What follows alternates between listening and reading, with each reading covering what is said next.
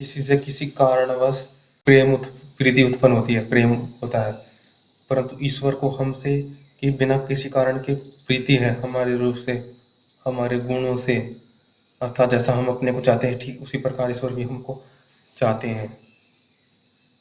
Unconditional love ईश्वर ही कर पाते, तो यही है कि ईश्वर ही करते हैं। देखो असल में कोई दुख है ना, दरअसल वो गलत व्यक्ति से मदद मांग रहा है। हम ईश्वर से मदद नहीं मांग रहे।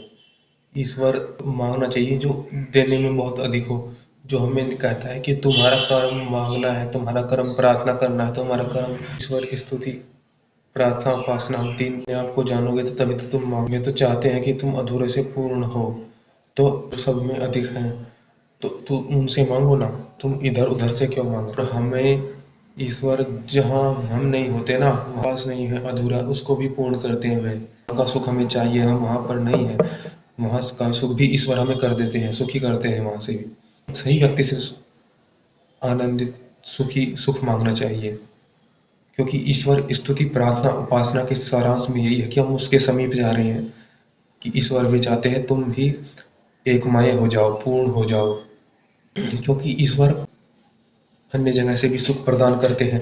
क्योंकि जो ईश्वर का सुख है वह किसी अवस्था में बाध्य नहीं है, किसी भी सीमा में बाध्य नहीं है, वह सब व्यापक है, सर्वव्यापक ईश्वर है। तो उनके सुख में कोई भी न्यूनता नहीं है, उनके सुख में किसी भी स्थान, किसी भी काल, किसी भी देश में न्यूनता नहीं है। उनका हर सर्व काल सर्व पूर्णम ज्ञानम इति ही, सर्व है, पूर्ण है। तो वह हमें ग्रहण करके, इकट्ठा करके, फिर उसका इस्तेमाल करके सुखी करेंगे, कि जो हमारे पास नहीं था वह भी हमें प्राप्त कर दिया, जो हम नहीं सोच पा रहे थे, जिससे हम दुखी थे, जो हमारे कमी थी वह भी दूर कर दी और हमें और आनंदित कर दिया उन्हीं ईश्वर ने।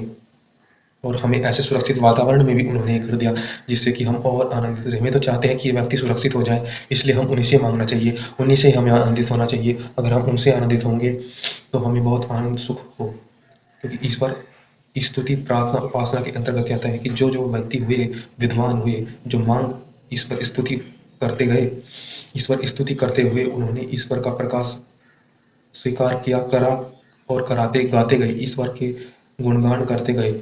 ईश्वर का गुणगान करते हुए उन्होंने शिल्प विद्या ज्ञान विज्ञान कर्म का संयोग रह करके वे फिर आगे बढ़े। तो तुम भी ज्ञान और कर्म के एहसास भाव से सुखी होकर के अपने लिए अनुकूल अवस्था परिस्थिति बनाओ। तो तुम भी ईश्वर की स्तुति प्रार्थना उपासना करो, क्योंकि वह भी वही है कि ज्ञान व कर्म के संयोग से उत्साह आनंदित, जैसे वह आनंदित हुए हैं ऐसे तुम भी आनंदित हो। ईश्वर के गुणों की स्तुति, ईश्वर की शक्ति, उनकी शक्ति की उपासना, उनकी शक्ति की प्रार्थना, उनके गुणगान करने, उनकी फिर उपासना, उनसे उनके पास उनकी शक्ति का अनुभवान करना।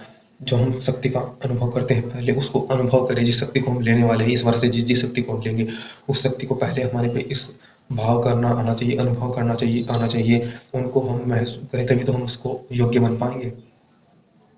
तो ईश्वर की स्तुति प्रार्थना उपासना करें, तभी आप उन लोग सुखी होंगे। जैसे कि पिछले भी ऋषि महर्षि विद्वान सुखी हुए, अन्य बहुत ने इस मार्ग को पाया, तो तुम भी उस मार्ग को प्राप्त करो। तुम्हारा सिर्फ लक्ष्य ही हो, तुम में दुविधा, कुछ अविद्या, कुछ दुख क्लेश चिंता संशय सब दूर हो जाए, तुम सुख में अपने लक्ष्य को अपने आप से स्वयं से फिर उसी में ही रमण करते हुए निरंतर आगे बढ़ो। जब तुम्हारे सब दुख द्वेष संशय दूर हो जाए तो तुम स्पष्ट हो जाओ तुम, और तुम्हें स्पष्टता का आनंद विस्तार से अनुभव हो। तुम अपने को व्यापक, तुम अपने को पूर्ण अनुभव करो, आनंदित अनुभव करो, ईश्वर में लीन, ईश्वर के जो भाव है, ईश्वर के सानिध्य में अपने आप को महज अनुभव प्राप्त करा हुआ भाव, ईश्वर के सानिध्य में स्पष्ट हो तुम, तुम्हें स्पष्टता से ही मोक्ष का सुख आनंद, फिर तुम्हें कोई संशय नहीं रहे। पर सब में एक भाव देखते रहो, तुम आत्मा में सबको अपने समानो, फिर तुम ऐसे हो जाओगे, निरंतर सुखी रहोगे, उसी आनंद की स्तर पर आप रहोगे। सुख को अपना सुख समझोगे, निरंतर उसी सुख में रह करके उस सुख को निरंतर बढ़ाओगे, इसमें बढ़ते रहोगे, बढ़ने का प्रयास करोगे, उसमें बढ़ते हुए को अनुभव करोगे। शक्ति से ही शक्ति अनुभव होती, पहले अनुभव या फिर उस अनुभव को आपको मिलने के लिए आप उसको प्राप्त कर रहे हो। प्राप्त करने की चूंकि आप उसको अर्थात चेतना से उसमें जी रहे हो, मोक्ष में, सुख में, वास्तविक सुख में चेतना से जीता है। वास्तविक सुख में उसको हम अब अनुभव कर रहे हैं अपने सुख को, क्योंकि अब हमें वैसे चेतना प्राप्त हो रही है, वैसा सुख का स्तर पूर्ण हमारे पूर्ण रूप से सुख वह पूर्ण मिल रहा है, पूर्ण चेतना से हमें वो अनुभव हो रहा है, भाव हो रहा है, उसकी वास्तविकता अनुभव हो रही है, उसकी इंटेंसिटी अनुभव भाव हो रही है, अनुभव। अभी तो आपको पता भी नहीं कि सुख अनुभव हो रहा है, नहीं सुख हुआ अभी नहीं हुआ, परंतु तब आप कहोगे कि निरंतर सुख अनुभव हो रहा है।